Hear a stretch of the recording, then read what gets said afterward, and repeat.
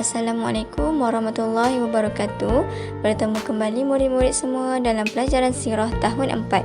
Hari ini Ustazah akan menceritakan tentang pembukaan Kota Mekah setelah kita belajar tentang perjanjian Hudaibiyah. Baiklah, pelajar-pelajar boleh buka buku teks muka surat 23. Pembukaan Kota Mekah berlaku pada tahun ke-8 Hijrah bersamaan 630 Masihi. Okey, kita lihat faktor berlakunya pembukaan Kota Mekah ini. Pada tahun ke-8 Hijrah, kaum Quraisy telah melanggar perjanjian Hudaibiyah kerana membantu Bani Bakar menyerang Bani Khuza'ah, yang menyebabkan 20 kaum Bani Khuza'ah terbunuh. Ini membuatkan baginda amat marah lalu menghantar utusan dengan mengemukakan 3 pilihan kepada musyrikin Mekah. Yang pertama, mereka dikehendaki membayar diah atau pempasan atau ganti rugi sebagai tebusan darah kepada waris Bani Khuza'ah yang terbunuh. Yang kedua, membatalkan perjanjian dengan Bani Bakar. Dan yang ketiga, terbatal perjanjian Hudaibiyah dan berperang dengan orang Islam.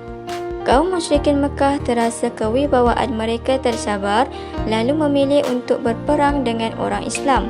Rasulullah SAW bersama 10,000 tentera Islam menuju ke Mekah. Dalam perjalanan, Rasulullah SAW berhenti di Mar Az-Zahran dan mendirikan khemah untuk bermalam di situ.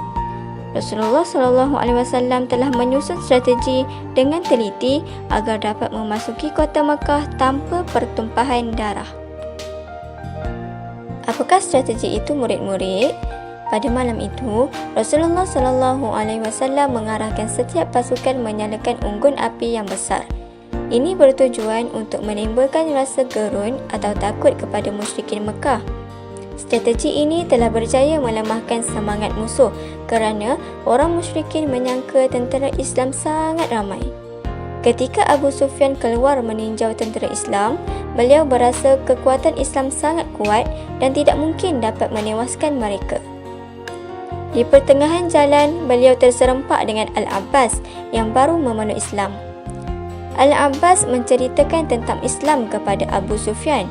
Setelah mendengar penjelasan Al-Abbas, Abu Sufyan terbuka hati untuk menerima kebenaran Islam. Akhirnya, Al-Abbas membawa Abu Sufyan berjumpa dengan Rasulullah SAW dan Abu Sufyan pun memeluk Islam. Pada pagi hari Jumaat 10 Ramadan, Rasulullah SAW mula masuk ke Mekah sambil menundukkan kepala dengan penuh tawaduk dan rendah diri bagi menzahirkan kesyukuran atas kemenangan yang dikurniakan oleh Allah Subhanahu Wa Taala. Tentera Islam memasuki Mekah melalui 4 penjuru yang ditetapkan oleh Rasulullah SAW. Terlebih dahulu, baginda mengisytiharkan tawaran kepada penduduk Mekah bahawa mereka akan selamat sekiranya berada di tempat berikut. Yang pertama, sesiapa yang memasuki rumah Abu Sufyan akan selamat. Yang kedua, sesiapa yang memasuki Masjidil Haram akan selamat. Dan yang ketiga, sesiapa yang memasuki rumah sendiri juga akan selamat. Pengisytiharan ini telah menggemparkan musyrikin Mekah dan semakin mereka lemah untuk menentang Rasulullah SAW. Okey, pelajar-pelajar sekalian, kita lihat pula apa tindakan Rasulullah SAW selepas memasuki Kota Mekah.